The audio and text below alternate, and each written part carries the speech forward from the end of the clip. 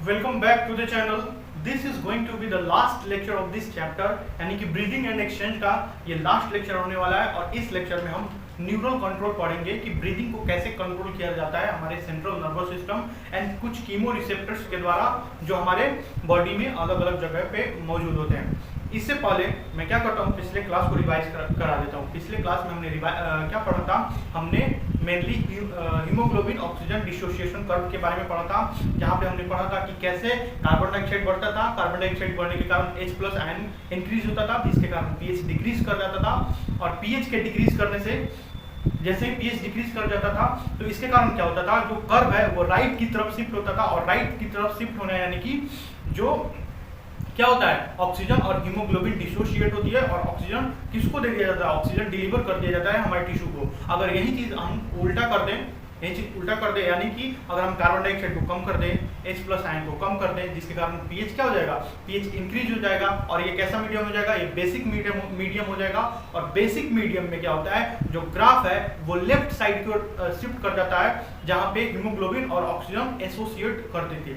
हमने और कुछ भी पढ़ा था, हमने देखा था कि कार्बन डाइऑक्साइड बढ़ने के कारण बीपीजी, देखिए बीपीजी क्या होता है, ये ग्लाइकोलिसिस में पढ़ना है। जब मैं ग्लाइकोलिसिस आपको पढ़ाऊंगा, जब मैं आपको क्या रेस्पिरेशन इन हायर प्लांट्स पढ़ाऊंगा, तो वहां पे हम ग्लाइकोलिसिस और क्रेब्स साइकिल पढ़ेंगे। तो वहां पे हमको पढ़ना है बिस फॉस्फोग्लिसरिक एसिड या बिस फॉस्फोग्लिसरेट। वहां पे हमको इस चीज के बारे में पढ़ना है। तो हम देखेंगे कि ये आखिर कैसा मॉलिक्यूल होता है और इसके, और यहाँ पे आपको बस इतना ही ध्यान रखना है कि जैसे ही ये इंक्रीज करेगा, जैसे ही ये इंक्रीज करेगा तो क्या होगा, जो ग्राफ है वो राइट साइड की ओर शिफ्ट हो जाएगा। या एक्सरसाइज करने से टेम्परेचर बढ़ता है। अच्छा, एक्सरसाइज करने से जो हमारी बॉडी में जो टिश्यूज हैं उसमें ऑक्सीजन की रिक्वायरमेंट बढ़ जाती है और इसके कारण भी ग्राफ राइट की ओर शिफ्ट होता है, यानी कि ह्यूमन ऑक्सीजन का डिसोसिएशन होता है। राइट साइड की ओर शिफ्ट होना यानी कि इधर की ओर ग्राफ का शिफ्ट होना।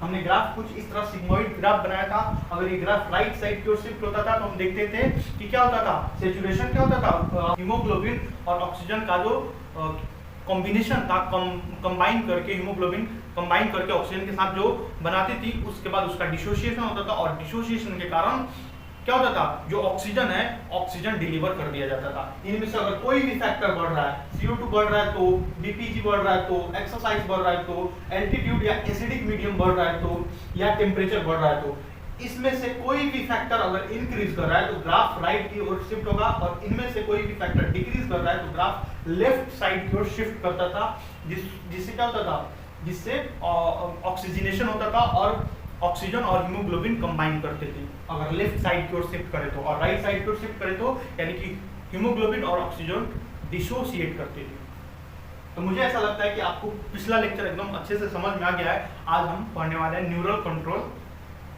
और हल्का सा केमिकल कंट्रोल भी है। तो केमिकल कंट्रोल उतना कुछ ज्यादा नहीं है। चलिए हम शुरू करते हैं कि आखिर हम जो रेस्पिरेशन करते हैं, हम जो रेस्पायर कर सकते हैं, रेस्पायर करते हैं, हम जैसे रेस्पायर करते हैं उसको कैसे कंट्रोल किया जाता है। और आप इस चैप्टर को पढ़ते पढ़ते एक और चीज समझ गए होंगे कि हम लोग ब्रीदिंग और रेस्पिरेशन को कभी कभी एक दूसरे के लिए इंटरचेंजेबली यूज करते हैं, लेकिन ये दोनों टर्म्स एक नहीं है। मैंने पहले भी बता रखा है, हम यहाँ पे यूज कर रहे हैं क्योंकि हम सामान्य बोलचाल की भाषा में श्वसन और ब्रीदिंग को एक ही जैसा मान लेते हैं। लेकिन हमने पूरे इस चैप्टर में पढ़ लिया है कि श्वसन क्या है और ब्रीदिंग क्या है, यानी कि रेस्पिरेशन क्या है। रेस्पिरेशन वास्ट टर्म है, ब्रीदिंग बहुत छोटा टर्म है। ब्रीदिंग का मतलब सिर्फ इतना ही होता है कि सांस लेना छोड़ना, सांस लेना छोड़ना। मिटा दो इसको।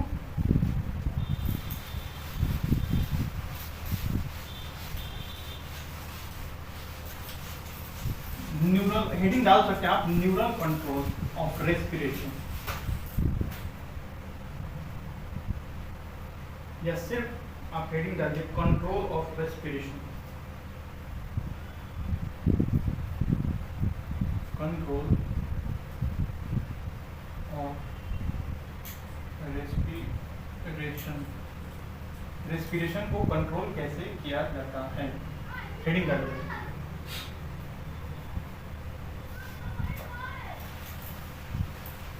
देखिए हम यहाँ पे कुछ रफ डायग्राम बना रहे हैं। ये अपना हार्ट है, हार्ट का डिटेल डायग्राम हम अगले वाले चैप्टर में समझेंगे। हार्ट का डिटेल डायग्राम वहां पे समझा जाएगा। हम यहाँ पे रफ डायग्राम बना रहे हैं क्योंकि हमको अभी हार्ट के बारे में पढ़ना नहीं है।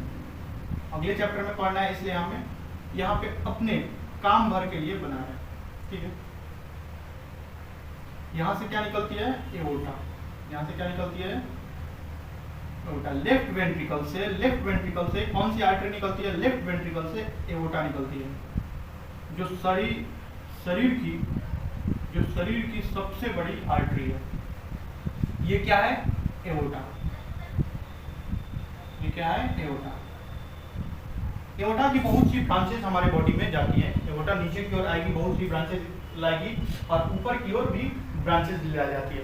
लेकिन ऊपर की ओर हम एक ब्रांच के बारे में देख रहे हैं, जिसका नाम है कैरोटिड आर्टरी।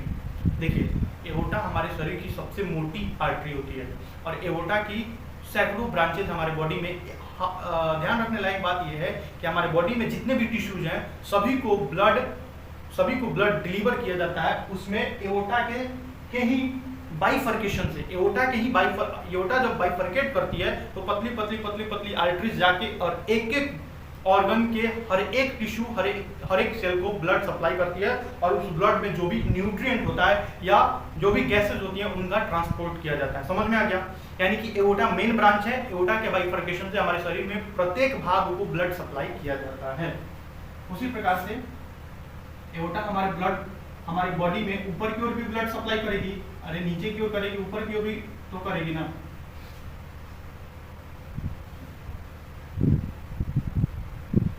ऐसे, ठीक है, ऐसे। हम इसका नाम लिख लेते हैं। ये है एओर्टिक आर्च।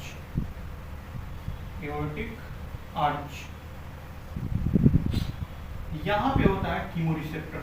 मैं बता रहा हूं कीमोरिसेप्टर क्या होता है। ये है कैरोटिड आर्टरी। Carotid artery. और ये कैरोटिड आर्टरी बाद में आगे की ओर, ऊपर की ओर बाइफर्केट कर जाती है दो कैरोटिड आर्टरीज में। एक है इंटरनल कैरोटिड आर्टरी एंड एक है एक्सटर्नल कैरोटिड आर्टरी।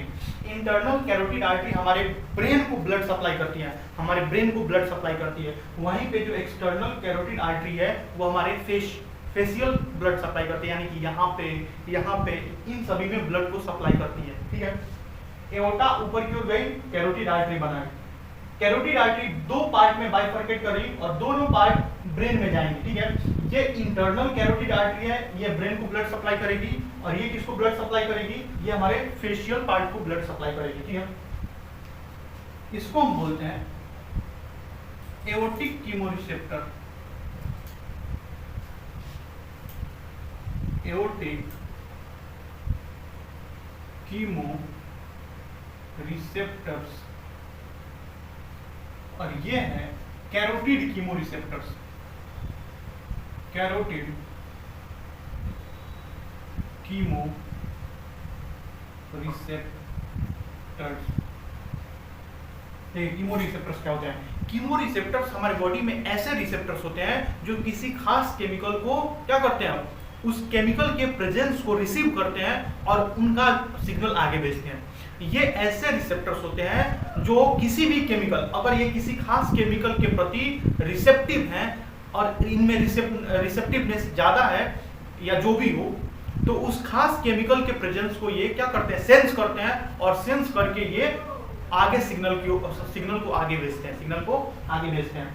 तो ये जो दोनों कीमो रिसेप्टर्स हैं, carotid chemo receptors and aortic chemo receptors, ये क्या करते हैं, ये CO2 और H+ आयन के लिए बहुत ही ज्यादा हाईली सेंसिटिव होते हैं।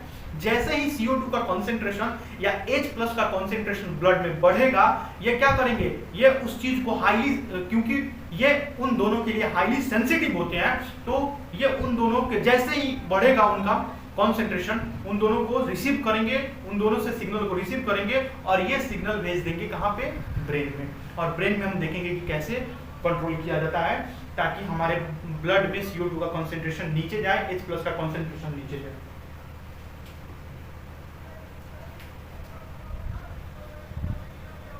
These chemoreceptors, these chemoreceptors are highly sensitive sensitive to CO2 and H plus। ये जो कीमोरिसेप्टर्स है, कौन कौन chemoreceptors?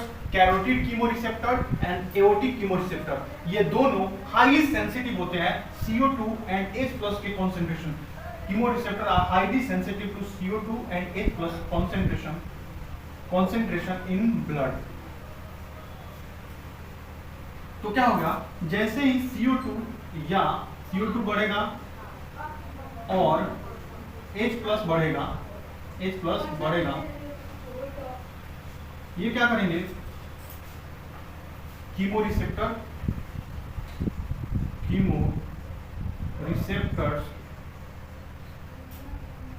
send signal to in our brain, send signal to respiratory center in our brain, respiratory center in our brain। देखिए हुआ क्या है, हुआ ये है कि जैसे ही हमारे ब्लड में CO2 का कंसंट्रेशन या H plus का कंसंट्रेशन बढ़ेगा, ये दोनों कीमोरिसेप्टर्स उसको क्या करेंगे, रिसीव करेंगे, क्योंकि हाईली सेंसिटिव होते हैं, और ये सिग्नल भेजेंगे कहाँ पे, हमारे ब्रेन में रेस्पिरेटरी सेंटर के पास। रेस्पिरेटरी सेंटर कहाँ होता है, कैसा होता है, वो क्या करता है, अभी हम देख रहे हैं। अच्छा, CO2 बढ़ रहा है, यानी कि अगर हमारे ब्लड में CO2 बढ़ रहा है तो हमको क्या करने की आवश्यकता है, हम अगर एक्सपायर करेंगे तब ना CO2 बाहर निकलेगी, यानी कि हमें जरूरी है कि हम एक्सपायर कर दें। एक्सपायर करेंगे तो हमारे ब्लड से CO2 की कंसेंट्रेशन कम हो जाएगी, जिसके कारण ये जो कंडीशन उत्पन्न हुई है, जो कंडीशन अभी क्रिएट हुई है, वो कंडीशन नॉर्मल स्टेट में आ जाएगी। CO2 का कंसंट्रेशन बढ़ने का क्या मतलब है, क्योंकि हमने हो सकता है सांस रोक रखा हो, या हो सकता है हमने जितना देर सांस लेना था हम ले लिया, अब हमको एक्सपायर करने की आवश्यकता है। अगर ऐसा नहीं किया गया तो हमारे ब्लड में CO2 का लेवल बढ़ने लगेगा, और बढ़ गया है, और बढ़ने के कारण H plus भी बढ़ेगा। H plus कैसे बढ़ेगा, CO2 किसके साथ कंबाइन करती थी, H2O के साथ कंबाइन करके वो स्प्लिट हो जाती थी, किसमें H plus and HCO3 minus में, जिसके कारण H plus का कंसंट्रेशन भी बढ़ता था। CO2 का कंसंट्रेशन बढ़ेगा तो H plus का कंसंट्रेशन भी बढ़ेगा। नोट डाउन कीजिए, इसको इतना नोट डाउन कीजिए, उसके बाद हम आगे चलते हैं और हम देखेंगे कि कैसे ये सिग्नल हमारे ब्रेन में जा रहा है और वहां से ब्रेन कैसे कंट्रोल कर रहा है।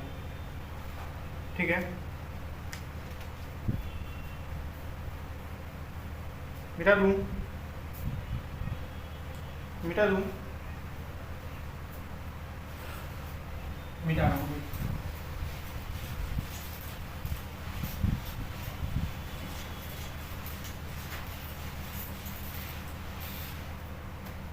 सबसे पहले तो हम अपने ब्रेन का थोड़ा सा एक रफ डायग्राम बनाते हैं।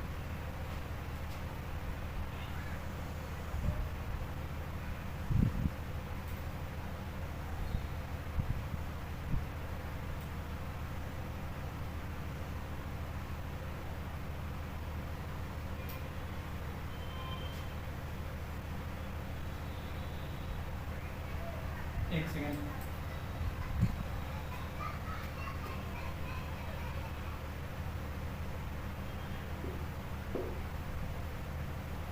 मार्कर किया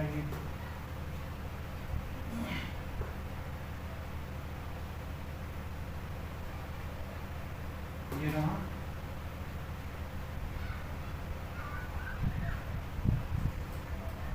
ऐसा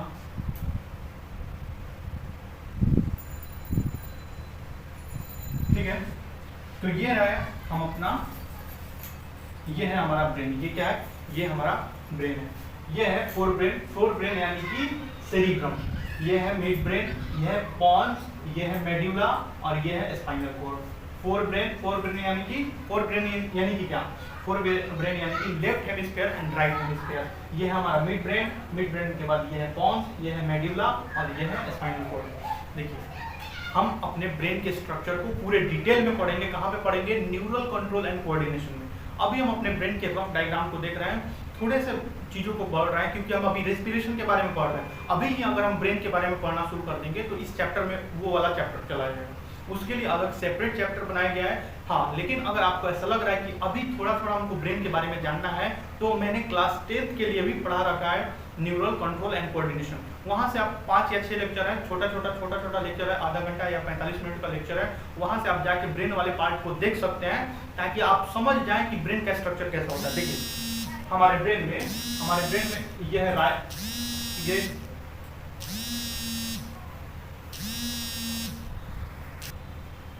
देखिए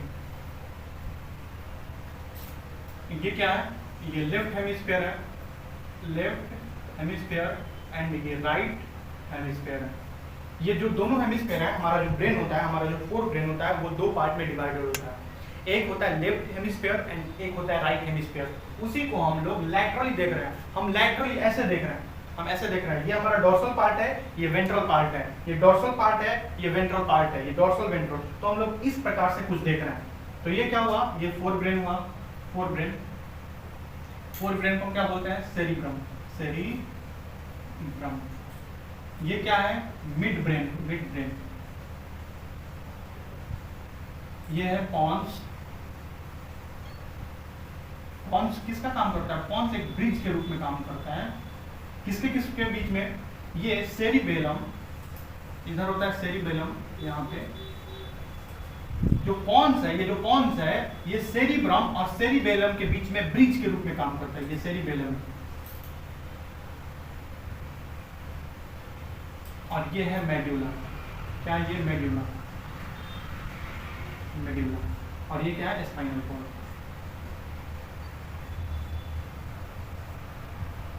अगर हम एक वर्टिकल लाइन ड्रॉ करें, अगर हम एक बीच से वर्टिकल लाइन ड्रॉ करें, वर्टिकल लाइन एक सीधा ड्रॉ करें, हम इसको डोर्सल पार्ट बोलेंगे और इसको वेंट्रल पार्ट बोलेंगे। इसको हम बोलेंगे डोर्सल पार्ट और इसको वेंट्रल पार्ट। ये डोर्सल पार्ट, ये ventral part, dorsal part, ventral part, ठीक है। Cerebrum, mid brain, pons. Pons किसके बीच में काम करता है, जो पॉन्स है ये सेरिब्रम और सेरिबेलम के बीच में ब्रिज के रूप में काम करता है। किसके रूप में, ब्रिज के रूप में काम करता है, ठीक है। ये है अपना जो हमारा जो नर्वस सिस्टम होता है, जो हमारा सेंट्रल नर्वस सीएनएस होता है, ये उसके पूरे डायग्राम को अच्छे से हमने समझ लिया। अब हम देखेंगे कि जो CO2 बढ़ा हुआ है, जो H+ बढ़ा हुआ है, वो आखिर कहाँ पे सिग्नल भेजेगा।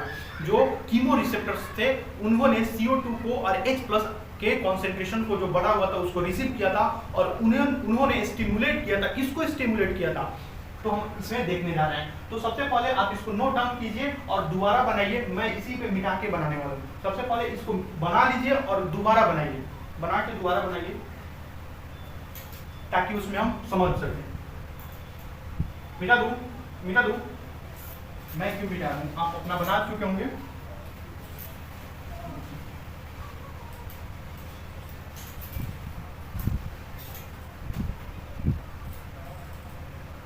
देखिए यहाँ पे होता है इंस्पायरेटरी सेंटर। यहाँ पे क्या होता है, इंस्पायरेटरी सेंटर। यानी कि मेडुला के, ये है पॉन्स और ये है मेडुला के डोर्सल पार्ट पे इंस्पायरेटरी सेंटर होता है। मेडुला के डोर्सल पार्ट पे इंस्पायरेटरी सेंटर होता है। तो ये जो CO2 एंड H+ का कॉन्सेंट्रेशन बढ़ा हुआ है, H+ का कॉन्सेंट्रेशन बढ़ा हुआ है, ये send signal to inspiratory centre of medulla, ठीक है। यहाँ पे सिग्नल भेजा जा रहा है और ये सिग्नल कैसा है, पॉजिटिव सिग्नल यानी कि सिग्नल भेजा जा रहा है, ठीक है। ये क्या करेगा, ये जो इंस्पायरेटरी सेंटर है, ये जो मेडुला का इंस्पायरेटरी सेंटर है, ये 2 चीजें करेगा। ये यहाँ से 2 चीजें करेगा, ये यहाँ पे 2 चीजें करेगा। सबसे पहले तो ये डायफ्राम को कॉन्ट्रैक्ट कराएगा, ये सिग्नल भेजेगा डायफ्राम के पास to contract, send signal to diaphragm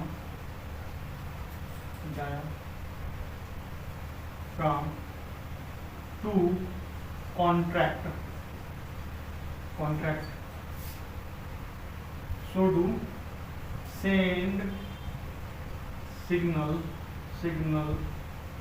to external intercostal muscle to contract। देखिए इंस्पायरेटरी सेंटर ने क्या किया, इंस्पायरेटरी सेंटर ने सिग्नल भेजा डायफ्राम के पास और किसके पास, एक्सटर्नल इंटरकोस्टल मसल के पास। जैसे ही ये इन दोनों के पास सिग्नल भेजेगा, डायफ्राम कॉन्ट्रैक्ट होकर नीचे आएगी और एक्सटर्नल इंटरकोस्टल मसल थोरेसिक जो हमारा जो क्या है रिब्स को पुल करके आगे ले जाएंगे। यानी कि दोनों तरह से क्या हो रहा है, दोनों तरह से जो थोरेसिक कैविटी उसका वॉल्यूम बढ़ रहा है और वॉल्यूम बढ़ेगा, प्रेशर घटेगा, इंस्पायरेशन होगा। इन दोनों के कारण क्या होगा, इन दोनों के कारण इंस्पायरेशन होगा,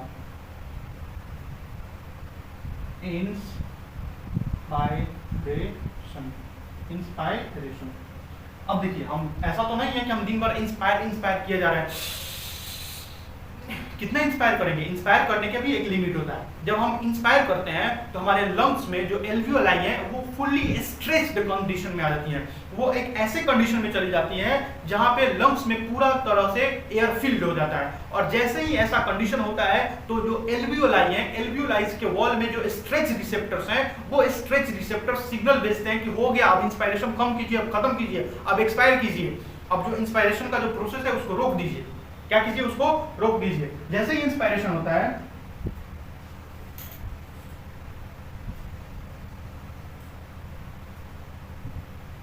when alveoli are fully filled and stretched, तो इस कंडीशन में क्या होगा, ये सिग्नल सेंड करेंगे, send signal to pneumotaxic centre, pneumotaxic centre of pons. यानी कि यहां से सिग्नल भेजा जाएगा पॉन्स के पास, पॉजिटिव सिग्नल। ये कैसा सिग्नल है, पॉजिटिव। और ये पॉन्स जो है, ये जो पॉन्स है, पॉन्स के पास होता है न्यूमोटैक्सिक सेंटर। क्या होता है, न्यूमोटैक्सिक सेंटर। और ये न्यूमोटैक्सिक सेंटर जैसे ही एल्वियोलाई एकदम फुल्ली अपने इस प्रकार से इस कंडीशन में चली आएगी, इस कंडीशन में चली आएगी, जब एल्वियोलाई की वॉल एकदम स्ट्रेच्ड हो चुकी है, एकदम फुल्ली स्ट्रेच्ड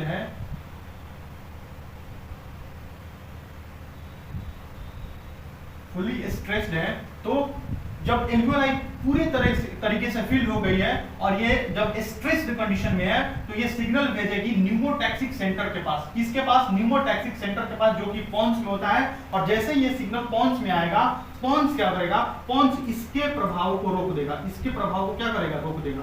यानी कि पॉन्स कौन सा सिग्नल भेजेगा, इनहिबिटरी सिग्नल। पॉन्स जो है वो इनहिबिटरी सिग्नल भेजेगा कि हो गया, इसको कम कीजिए, इसको रोक दीजिए। पॉन्स क्या करेगा, इस दोनों के सिग्नल को रोक देगा, यानी कि जब इन दोनों के पास सिग्नल नहीं जाएगा तो ये कॉन्ट्रैक्ट कर रही है, रिलैक्स कर जाएगी, और ये भी कॉन्ट्रैक्ट कर रही है, ये भी रिलैक्स कर जाएगी। तो क्या होगा, एक्सपायरेशन शुरू हो जाएगा। समझ में आया। CO2, हमारे ब्लड में CO2 का कॉन्सेंट्रेशन बढ़ा था, इसके कारण कीमो रिसेप्टर्स ने सिग्नल रिसीव किया और रिसीव करते हैं किसके पास भेज दिया, इंस्पायरेटरी सेंटर के पास, जो कि कहां मौजूद है, जो कि हमारे मेडुला में मौजूद है। किसमें मौजूद है, मेडुला में। और मेडुला के किस पोर्शन में, dorsal part of the medulla there is a centre which is called inspiratory centre. और ये इंस्पायरेटरी सेंटर दो जगह सिग्नल को भेजेगा। कहां पे सिग्नल भेजेगा, सबसे पहले तो ये डायफ्राम को कॉन्ट्रैक्ट कराएगा और दूसरा ये एक्सटर्नल इंटरकोस्टल मसल को कॉन्ट्रैक्ट कराएगा। और ये दोनों ऐसी मसल्स होती थी, अगर आपने पिछले के वीडियोस को देखा है तो ये दोनों मसल्स के कारण हमारे थोरेसिक कैविटी का वॉल्यूम बढ़ता था, और थोरेसिक कैविटी के वॉल्यूम के बढ़ने के कारण प्रेशर डिक्रीज करेगा, जिसके कारण इंस्पायरेशन होगा। जैसे ही इंस्पायरेशन होगा, इंस्पायरेशन में क्या होगा, इंस्पायरेशन में हम सांस लेंगे। सांस लेने के समय हम ऐसा तो नहीं दिन भर सांस लेते रह जाएंगे या 1 घंटे तक सांस ले रहे हैं। एल्वियोलाई अपने फुल्ली स्ट्रेच्ड कंडीशन में आएंगी, और जैसे ही ये स्ट्रेच्ड कंडीशन में आएंगी तो कौन सा रिसेप्टर्स एक्टिवेट होंगे, स्ट्रेच रिसेप्टर्स एक्टिवेट हो जाएंगे। Stretch receptors activate. यहाँ पे आप लिख सकते हैं ये जो रिसेप्टर्स हैं ये एक्टिवेट हो जाएंगे, एक्टिवेट। और इनके एक्टिवेट होने के कारण क्या होगा, ये सिग्नल भेजेंगे, send signal to pneumotaxic centre of pons. Pons के पास सिग्नल आएगा, पॉन्स बोलेगा कि बंद करो, इस काम को बंद करो। जो तुम यहाँ पे पॉजिटिव सिग्नल भेज रहा था, यानी कि एक्साइटेटरी सिग्नल भेज रहा था, अब ये इनहिबिटरी सिग्नल भिजवा देगा। तो कैसा सिग्नल भिजवा देगा, इनहिबिटरी, यानी कि ये दोनों कॉन्ट्रैक्ट कर रहे हैं, रिलैक्स कर जाएंगे, रिलैक्स करने के बाद क्या हो जाएगा, एक्सपायरेशन हो जाएगा। ठीक है, अच्छे से नोट डाउन कीजिए, क्या कीजिए, इसको नोट डाउन कीजिए अच्छे से।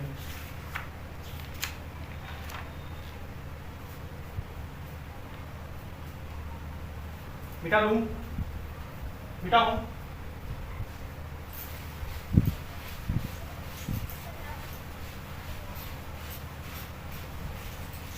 हम देखिए, इसको हम लिख लेते हैं। क्या क्या हुआ था, CO2 and H plus increased in blood। Blood में क्या हुआ था, CO2 और H2O, सॉरी H2 बोल रहा हूँ, H प्लस, जो H प्लस है इनका कॉन्सेंट्रेशन बढ़ा था। H प्लस का कॉन्सेंट्रेशन किसमें बढ़ा था, हमारे ब्लड में इनका कॉन्सेंट्रेशन बढ़ा था।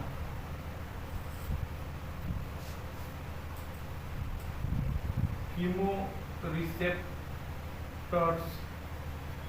Activate and send signal to inspiratory center of medulla। इससे क्या होगा, मेडुला के पास जैसे ही ये सिग्नल भेजेंगी तो मेडुला किसको सिग्नल भेजेगा, inspiratory centre, inspiratory centre, centre, centre, ये जो इंस्पायरेटरी सेंटर है ये किसको सिग्नल भेजेगा, send signal to diaphragm and external intercostal muscle to contract, और जैसे ये कॉन्ट्रैक्ट होंगे तो क्या होगा, इंस्पायरेशन, इंस्पायरेशन ऑकर, यानी कि इंस्पायरेशन हो जाएगा। और इंस्पायरेशन होने के बाद क्या होगा, जैसे ही पूरा एकदम alveoli stretch condition, alveoli will get stretched, ये सिग्नल किसको भेजेंगी, send signal to pneumotaxic centre of pons. Pons के पास ये सिग्नल भेजेगी। अब देखिए इसके नीचे मैं यहां पे आ रहा हूं, पॉन्स सेंड कैसा सिग्नल भेजेगा, ये inhibitory send inhibitory signal, inhibitory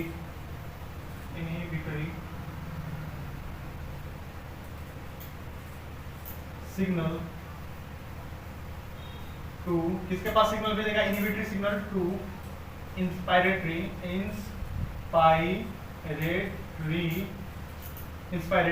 centre, inspiratory centre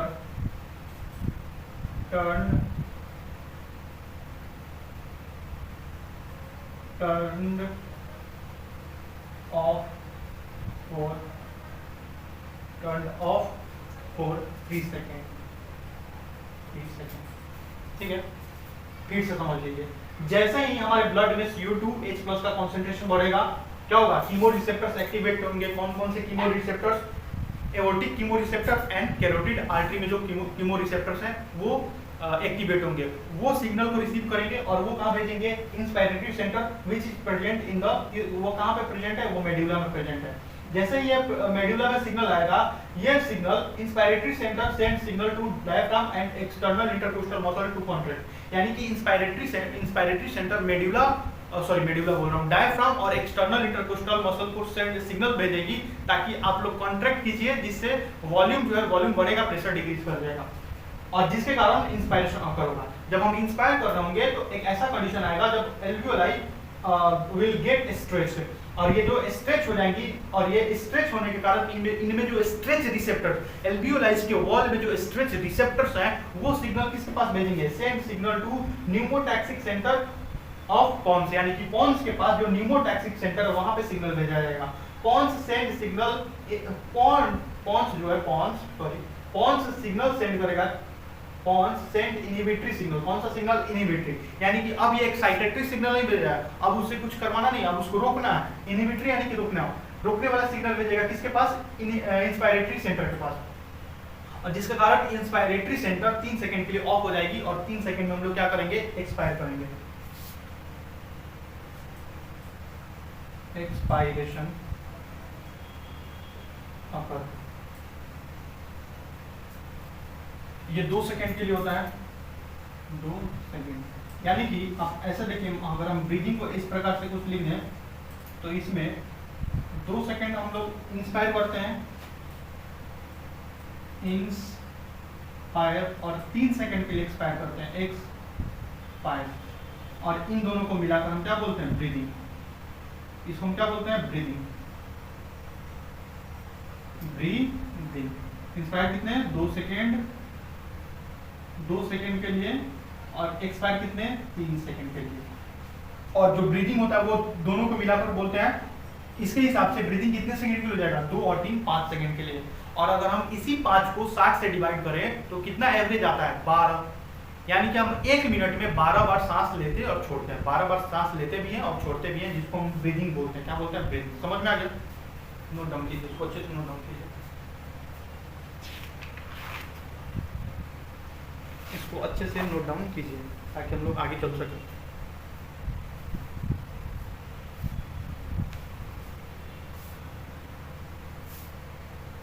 मिटा दूं, मिटा दूं,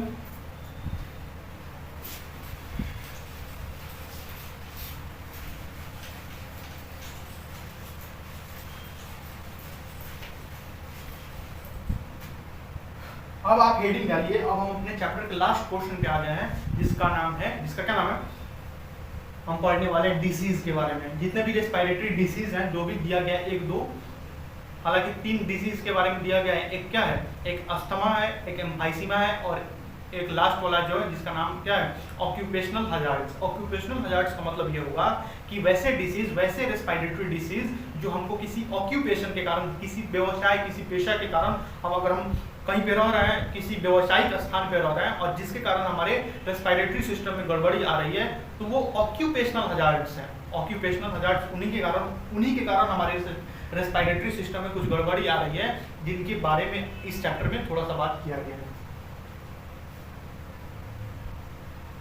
डिजीज कितने डिजीज के बारे में यहाँ पे दिया गया हमारे एनसीईआरटी में, 3।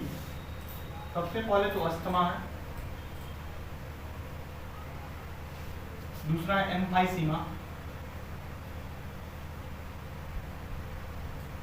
और तीसरा क्या है, ऑक्यूपेशनल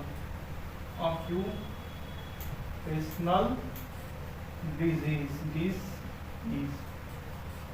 देखिए अस्थमा क्या होता है, अगर कोई पर्सन हाईली सेंसिटिव है, हाईली सेंसिटिव पर्सन के भीतर अगर उसके रेस्पिरेटरी सिस्टम में कोई भी, किसी भी प्रकार का कोई पार्टिकल, कोई फॉरेन पार्टिकल चला जा रहा है जो उसके भीतर एलर्जी क्रिएट करा सकता है, तो अगर ऐसा बार बार ऐसा उसके भीतर क्या हो रहा है, बार बार उसके भीतर एलर्जी क्रिएट हो रहा है, तो उसके जो रेस्पिरेटरी सिस्टम है, उसका जो रेस्पिरेटरी ट्रैक्ट है वो स्वेल कर जाएगा, वो फूल जाएगा। वो कैसा हो जाएगा, एकदम फूल जाएगा, और उसके अंदर जो मसल्स हैं, उसके जो अंदर जो मसल्स हैं उनमें कॉन्ट्रैक्शन हो जाएगा, कॉन्ट्रैक्शन, सस्टेन्ड कॉन्ट्रैक्शन, यानी कि कॉन्ट्रैक्शन बहुत लंबे समय तक होने लगेगा। जिसके कारण जो रेस्पिरेटरी सिस्टम है उनमें जो भी डक्ट्स हैं वो डक्ट्स बहुत पतली हो जाएंगे, उनका जो डायमीटर है वो डायमीटर घट जाएगा, और जिसके कारण क्या होगा, ब्रीदिंग में डिफिकल्टी आने लगेगी। और जब भी हम सांस लेंगे तो विस्लिंग साउंड आएगा, विजिंग का साउंड आएगा, और इसी को हम क्या बोलते हैं, अस्थमा बोलते हैं। अस्थमा क्या है, अस्थमा मेनली एक एलर्जिक डिसीज है। कैसा डिसीज है, एलर्जिक डिसीज। अस्थमा क्या है, एक एलर्जिक डिसीज है।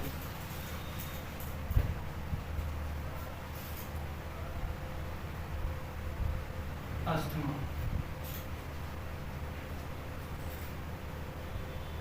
Allergic disease. कैसा डिसीज है, allergic disease. When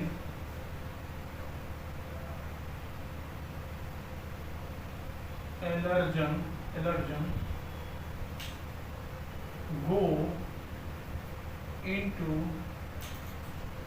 the respiratory tract, respiratory duct of a sensitive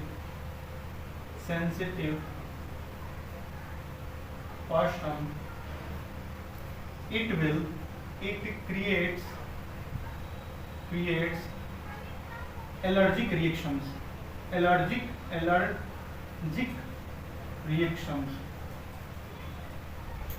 जो भी कोई एलर्जन यानी कि बाहर से कोई पार्टिकल है जो एलर्जी क्रिएट कर सकता है, उसको हम बोलते हैं क्या, एलर्जन बोलते हैं। और जब भी ये किसी हाईली सेंसिटिव पर्सन के अंदर, इसके अंदर रेस्पिरेटरी ट्रैक्ट के अंदर जाता है तो ये एलर्जिक रिएक्शन क्रिएट करता है। और in allergic due to this allergic reaction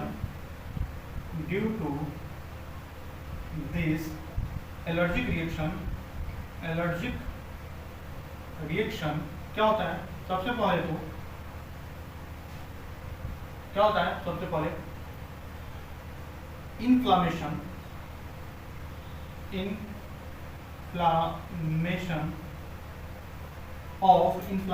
of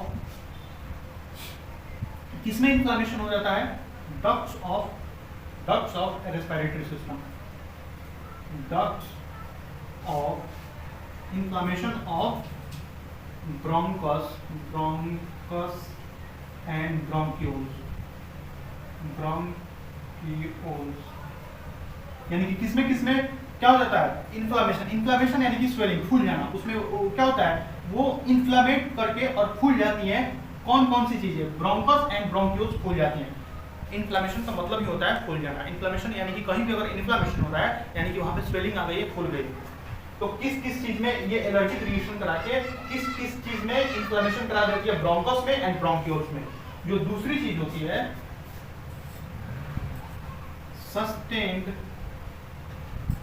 sustained contraction of smooth muscles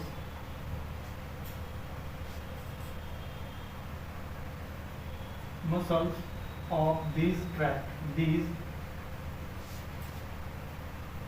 duct। यानी कि होता क्या है कि उनमें उनके जो स्मूथ मसल्स हैं उनको कॉन्ट्रैक्ट करा देती है, और कॉन्ट्रैक्ट कराएंगी तो जो भी ब्रोंकाई है या ब्रोंक्यूल्स है उसका डायमीटर क्या हो जाएगा, उसका डायमीटर घट जाएगा। और घट जाएगा यानी कि सांस लेने में क्या होगी, दिक्कत, ब्रीदिंग में डिफिकल्टी हो जाएगी। जब हम सांस लेंगे और सांस छोड़ेंगे तो एक अजीब सा साउंड, एक विस्लिंग साउंड, एक सीटी जैसा साउंड आने लगेगा। स्मूथ मसल में कॉन्ट्रैक्शन, सस्टेन्ड यानी कि लंबे समय तक कॉन्ट्रैक्शन कराएगी। मान लीजिए ये नॉर्मल डायमीटर है, मान लीजिए क्या है, नॉर्मल डायमीटर, और जैसे ही इसमें कॉन्ट्रैक्शन होगा,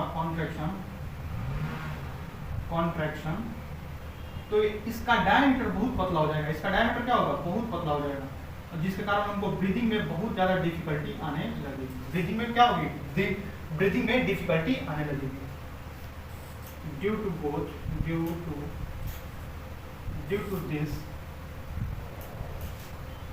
to this person will suffer from breathing difficulty. Breathing difficulty. Okay, breathing difficulty person को होगा, wheezing sound. Wheezing sound will wheezing sound will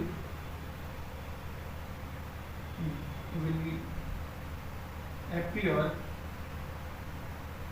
during breathing. यानी कि सांस लेते समय wheezing साउंड आएगा. नोट डाउन कीजिए, इसको नोट डाउन कीजिए. सांस लेते समय कैसे साउंड आएगा? wheezing का साउंड आएगा. यही था आपका अस्थमा. अस्थमा एक एलर्जिक डिसीज है और ये एलर्जन के कारण होता है. बार बार कोई एलर्जिक रिएक्शन हमारे बॉडी में हो रही है, हमारे रेस्पिरेटरी डक्ट में हो रही है, रेस्पिरेटरी ट्रैक्ट में हो रही है, तो इससे होगा क्या? उनके वॉल्स में इन्फ्लामेशन हो जाएगा. उनके वॉल्स में इन्फ्लामेशन होगा. दूसरा क्या होगा? उनके स्मूथ मसल में कॉन्ट्रैक्शन होगा, जिसके कारण कॉन्ट्रैक्शन के कारण जो मान लीजिए नॉर्मल है, ये नॉर्मल, अगर ये नॉर्मल है तो इसका डायमीटर लेस डायमीटर, यानी कि इसका डायमीटर कैसा हो गया? कम. अब सांस लेंगे तो दिक्कत होगा. कैसा? सीटी जैसा साउंड आने लगेगा, सीटी जैसा साउंड. और ये जो पर्सन है वो कैसा महसूस करेगा? उसको सांस लेने में डिफिकल्टी महसूस होगी और सांस लेते समय व्हीजिंग का साउंड एपियर सुनाई देगा. जब हम उसको किसे सुनेंगे? अगर हम स्टेथोस्कोप लगा के उस पर्सन को सुने तो उसकी जो सांसें हैं उनमें सीटी जैसा आवाज सुनाई देगा. मिटा दूं. अब हम पढ़ेंगे एम्फाइसीमा. क्या पढ़ेंगे? एम्फाइसीमा.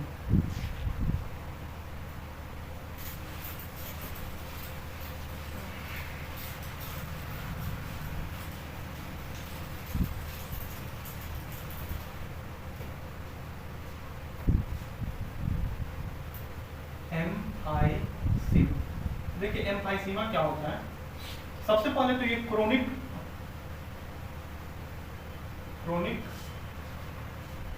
सिगरेट स्मोकिंग से होता है. स्मोकिंग यानी कि अगर कोई पर्सन लंबे समय तक सिगरेट को स्मोक कर रहा है तो उसके भीतर ऐसा होता है. उसके भीतर क्या होता है?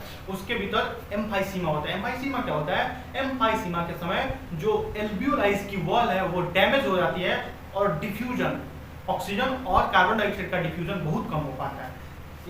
इसी कंडीशन को आप क्या बोलते हैं? इसी कंडीशन को हम एम्फाइसीमा बोलते हैं. लेट्स सपोज ये नॉर्मल एल्वियोलाइज है. ये कैसी एल्वियोलाई है? ये है नॉर्मल एल्वियोलाई. ये कैसी एल्वियोलाई है? Normal alveoli. नॉर्मल एल्वियोलाई में सेल्स नॉर्मल है. Normal alveoli have normal wall. ये जो आपको वॉल दिख रहा है, वो नॉर्मल है. यहाँ से आराम से क्या हो सकता है? डिफ्यूजन, गैसेस का डिफ्यूजन हो सकता है. यहाँ से आराम से गैसेस का डिफ्यूजन हो सकता है. लेकिन अगर कोई पर्सन बहुत ज़्यादा समय तक क्रोनिक चेन सिगरेट स्मोकर है तो उसके केस में क्या हो जाएगा? उस केस में क्या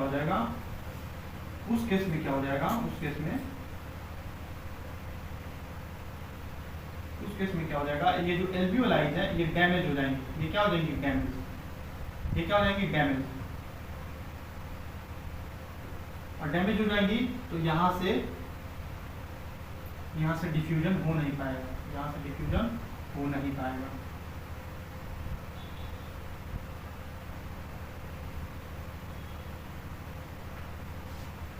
Alveolar wall get damaged. Alveolar wall get damaged. यानी कि उनकी जो वॉल्स हैं वो डैमेज हो जाएंगी और डैमेज होने के कारण डैमेज होने के कारण due to this less diffusion of gases, diffusion of gases will occur, यानी कि क्या होगा, यानी कि यहाँ से गैसेस का डिफ्यूजन नहीं होगा, यहाँ से गैसेस का डिफ्यूजन नहीं होगा, यहाँ से गैसेस का डिफ्यूजन नहीं होगा। आप अलग अलग कलर से बनाइएगा, मेरे पास अभी कलर, अभी जो ये जो मार्कर है ये ठीक से काम नहीं कर रहा है। तो एम्फाइसीमा के समय, एम्फाइसीमा होता कब है? सबसे पहले ये तो क्रोनिक सिगरेट स्मोकिंग में जब कोई पर्सन लंबे समय तक सिगरेट को स्मोक करता है, उस समय एल्वियोलर जो वॉल्स हैं वो डैमेज हो जाती है, जिसके कारण ये डिफ्यूजन ठीक से नहीं हो पाता है। ये क्या हो रहा है, यहाँ पे नॉर्मल है, नॉर्मल के समय कैसा हो रहा है, अच्छे से डिफ्यूजन हो रहा है, लेकिन जैसे ही इसकी वॉल्स डैमेज हो जाएंगी तो क्या होगा, डैमेज हो जाएंगी तो यहाँ से डिफ्यूजन हो नहीं पाएगा, सिर्फ यहीं से डिफ्यूजन होगा। इसके लिए सरफेस एरिया कम हो गए, सरफेस एरिया फॉर डिफ्यूजन कम हो गया, सरफेस एरिया डिफ्यूजन के लिए कम हो जाएगा। और सरफेस एरिया डिफ्यूजन के लिए कम हो जाएगा यानी कि हमको सांस जब हम लेंगे तो ठीक से ऑक्सीजन नहीं जा पाएगी, और जब सांस छोड़ेंगे तो कार्बन डाइऑक्साइड ठीक से नहीं आ पाएगी। तो आप दोनों तरीके से हम लोग क्या हो जाएंगे, दोनों तरीके से हम परेशान होंगे। हमारे भीतर क्या होगा, ठीक से अगर ऑक्सीजन नहीं जाएगा तो हमको, अगर ऑक्सीजन हमारे ब्लड सेल्स को नहीं मिले तो ठीक से वहाँ पे ग्लूकोज नहीं टूटेगा तो हमको फटीग महसूस होगा। फटीग यानी कि हर समय थकान जैसा महसूस होने लगेगा। बेटा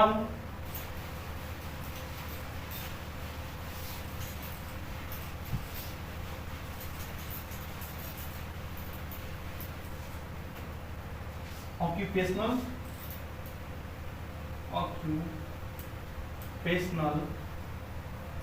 hazards। देखिए मैं इसको समझा दे रहा हूँ, ठीक है। जब हम ऐसे जगह पे रहते हैं, जब कोई पर्सन एक ऐसे जगह पे रहता है जहाँ पे हर समय गिट्टी बालू तोड़े जा रहे हैं, उसके डस्ट पार्टिकल उड़ के नाक के थ्रू हमारे कहाँ पे चले जा रहे हैं, रेस्पिरेटरी सिस्टम में, यानी कि अंदर की ओर चले जा रहे हैं।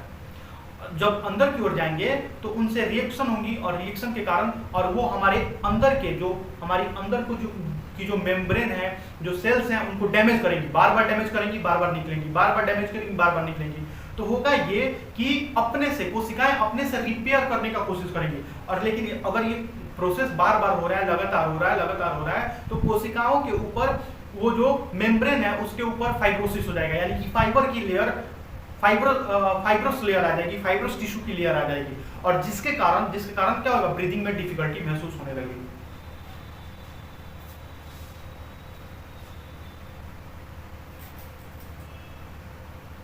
Occupational disease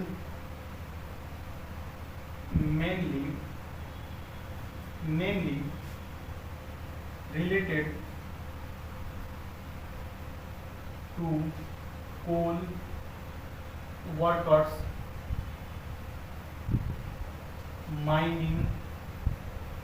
माइनिंग जहाँ पे की जाती है वहाँ पे, उसके बाद और कहाँ पे, कहाँ पे, rock grinding,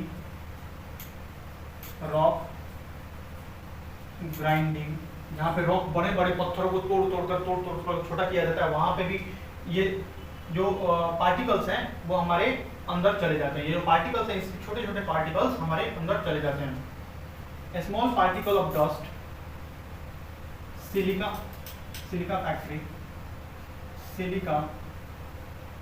factory,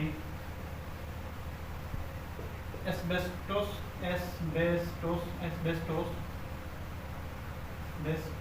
factory, small particles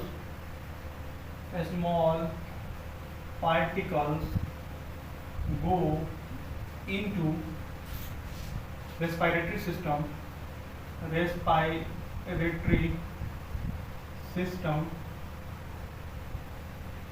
and damage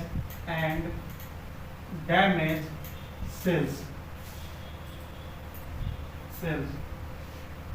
अरे कैसा होता है, रिपीटिशन होता है इसका,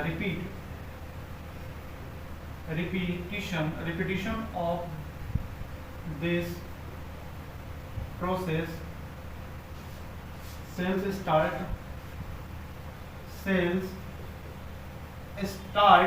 क्या स्टार्ट कर देती है? वो सेल्फ रिपेयरिंग को स्टार्ट कर देती है। Self repairing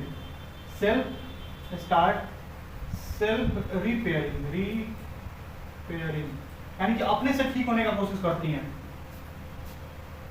after some time कुछ समय के बाद क्या होगा? कुछ समय के बाद मान लीजिए ये नॉर्मल एल्वियोलाई है, नॉर्मल एल्वियोलाई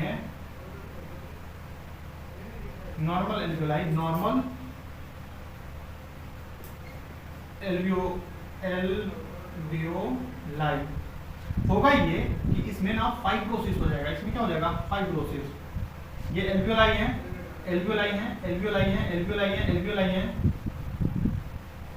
इसमें ना फाइबर्स आना शुरू हो जाएंगे।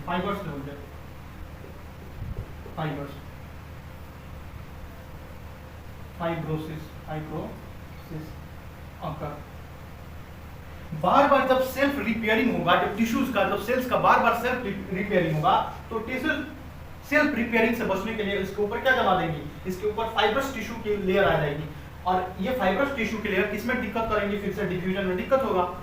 तो ये सारी चीजें ये किन वर्कर्स में हो सकता है? ये उन वर्कर्स में हो सकता है जो कोल वर्कर्स हैं, कोयले की खदानों में काम करते हैं, रॉक ग्राइंडिंग, बड़े बड़े चट्टानों को जो तोड़ने में काम करते हैं, उसके छोटे छोटे पार्टिकल्स हमारे नाक में चले जाएंगे, नाक के रास्ते से होते हुए वो लोअर रेस्पिरेटरी ट्रैक्ट में जाएंगे और वहां से एल्वियोलाई में भी जा सकते हैं, सिलिका फैक्ट्री में, एस्बेस्टोसिस के फैक्ट्री में।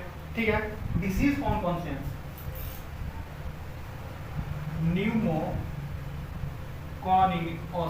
न्यूमोकॉनियोसिस, सिलिकोसिस, एस्बेस्टोसिस,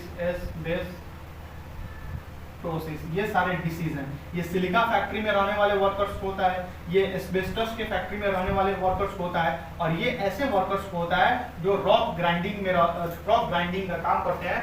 तो इसीलिए उन वर्कर्स को अच्छे से मास्क पहन के रहना चाहिए, ताकि कोई वो जो क्या होता है उसके लिए अलग मास्क आते हैं, वो जो वर्कर्स होते हैं उनके लिए अलग मास्क आते हैं, ताकि उनकी सुरक्षा की जा सके और उनको अपनी सुरक्षा का ध्यान रखना चाहिए।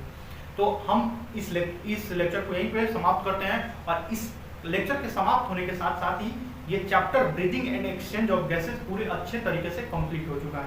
अगर आपको फिर भी ऐसा लग रहा है कि आपको कोई डाउट है, तो बेझिझक पूछिए कि आपका क्या डाउट है, और इसके बाद से आप क्वेश्चन प्रैक्टिस कर सकते हैं। आप किसी भी लेवल का कोई भी क्वेश्चन प्रैक्टिस आराम से कर सकते हैं, अगर आपने इस सभी लेक्चर्स को आराम से अच्छे से देख लिया है तो। ठीक है, थैंक यू सो मच, आपने इस वीडियो लेक्चर को देखा, इसके लिए आपका बहुत बहुत धन्यवाद। पढ़ते रहिए, स्वस्थ रहिए। आज के लिए इतना ही, बाय।